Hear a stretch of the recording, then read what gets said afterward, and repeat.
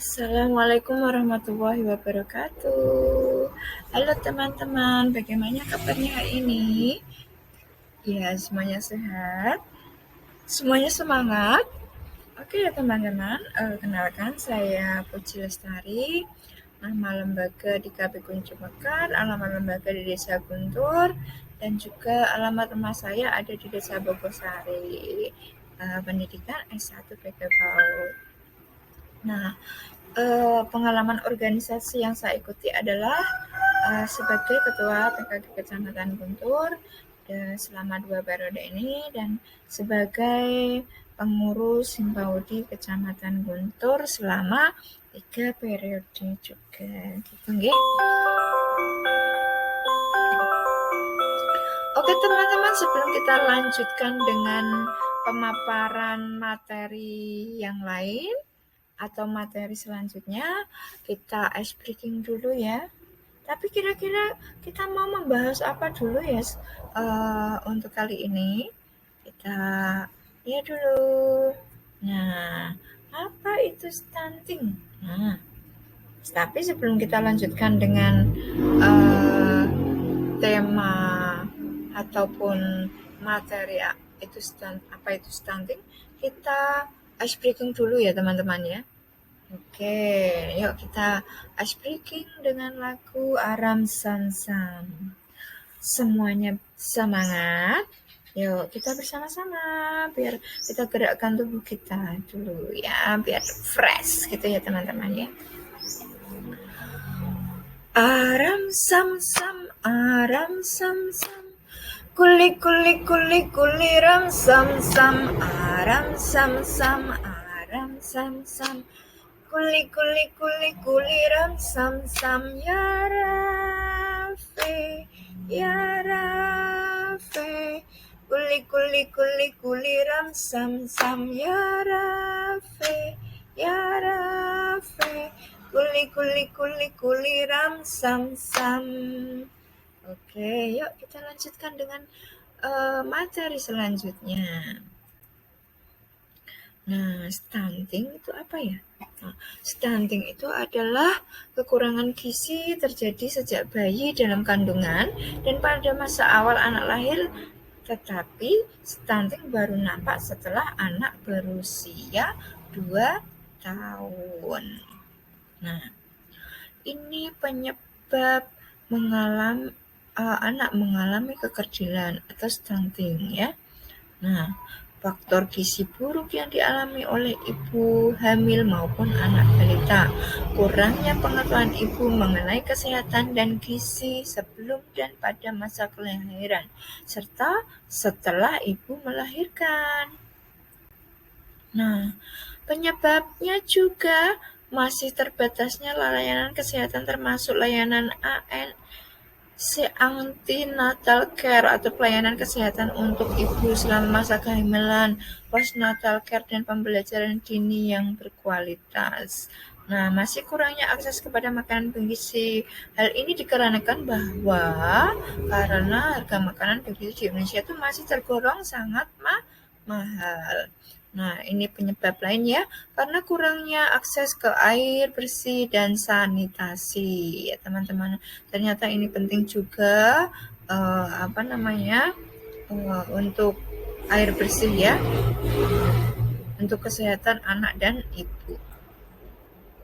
Nah, stunting disebabkan oleh faktor multidimensi. Intervensi paling menentukan pada 1000 HPK atau pada 1000 hari pertama kesehatan, hari pertama kehidupan maksud saya ya. Nah, untuk praktek pengasuhan yang tidak baik, kurang pengetahuan tentang kesehatan dan gizi sebelum dan pasca kehamilan. 60% dari anak usia 0 sampai 6 bulan tidak mendapatkan ASI eksklusif. 2 dari 3 anak usia 0 sampai 24 bulan tidak menerima makanan pengganti ASI. Nah, itu penyebabnya ya teman-teman ya. Nah, terbatasnya layanan kesehatan termasuk layanan antenatal care, postnatal dan pembelajaran dini yang berkualitas. Nah, 1 dari 3 anak usia 3 sampai 6 tahun tidak terdaftar di pendidikan anak usia dini. 2 dari 3 ibu hamil belum mengkonsumsi suplemen zat besi yang memadai, menurunkan tingkat kehadiran anak di posyandu dari 79% di 2007 mendapatkan 64% di 2013. Nah, tidak mendapat akses yang memadai ke layanan imunisasi. Kurangnya akses ke makanan bergizi, 1 dari 3 ibu hamil anemia. Makanan bergizi mahal, kurangnya akses air bersih dan sanitasi. 1 dari 5 rumah tangga masih BAB di ruang terbuka. Gitu ya, teman-teman, itu mempengaruhi juga. 1 dari 3 rumah tangga belum memiliki akses ke air minum yang bersih. Nah, yuk kita kenali gejala stunting anak sejak dini. Stunting adalah keadaan tubuh yang sangat pendek, dilihat dengan standar baku WHO MGRS atau Multicenter Growth Reference Study. Nah, teman-teman, apa saja sih ciri-ciri stunting anak? Oke, 1 ya, tanda pubertas terlambat, perform buruk pada tes perhatian dan memori belajar, pertumbuhan gigi terlambat, usia 8-10 tahun anak menjadi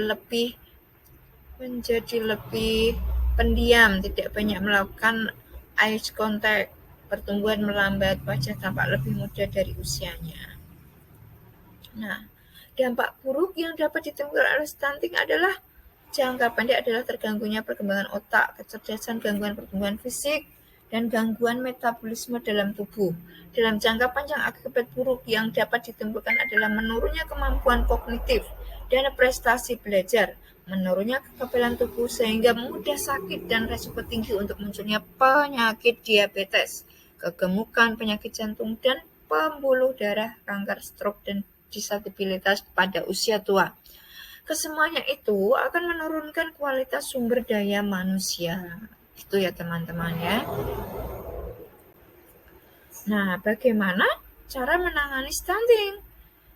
Cara menangani stunting, penanganannya adalah dilakukan melalui intervensi spesifik dan intervensi sensitif pada sasaran 1000 hari pertama kehidupan seorang anak sampai berusia 6 tahun. Nah, intervensi gizi spesifik adalah yang ditujukan kepada ibu hamil dan anak dalam 1000 hari pertama kehidupan.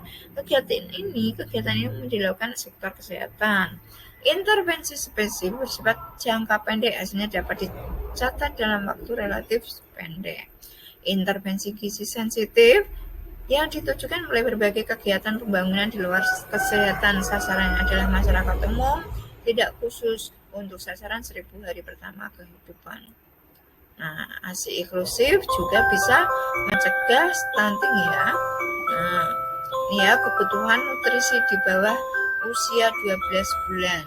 0 sampai 6 bulan 1000%, 100% ASI maksud saya ya. Nah, 6 sampai 9 bulan adalah 30% MPASI, 70% ASI. 9 sampai 12 bulan 50% MPASI dan 50% ASI. 12 bulan 70% MPASI dan 30% ASI. Nah, bila berat badan kurang naik berulang, nah konsultasi ke dokter. Gitu ya teman-teman. Stunting bisa diintervensi dengan 10 cara berikut, yaitu ibu hamil mendapat tablet tambah darah, pemberian makanan tambahan, pemenuhan gizi, persalinan dengan dokter atau bidan yang ahli, IMD, lakukan perilaku hidup bersih dan sehat, pantau pertumbuhan balita dan di posyandu, berikan imunisasi dasar lengkap dan vitamin A, dan berikan makanan pendamping ASI untuk bayi di atas 6 bulan hingga 2 tahun. Gitu ya teman-teman ya. Paparan dari saya. Nah, itu cara mengetahui anak stunting adalah berat badan rendah untuk usianya. Berat badan rendah untuk anak seusianya ya teman-teman ya. Tinggi badan lebih pendek dari anak seusianya. Itu kesimpulan dari kami. Paparan materi ini selesai.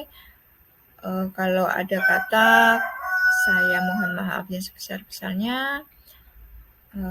Sampai di sini dulu, ketemu untuk materi berikutnya ya. Dari saya, wassalamualaikum warahmatullahi wabarakatuh.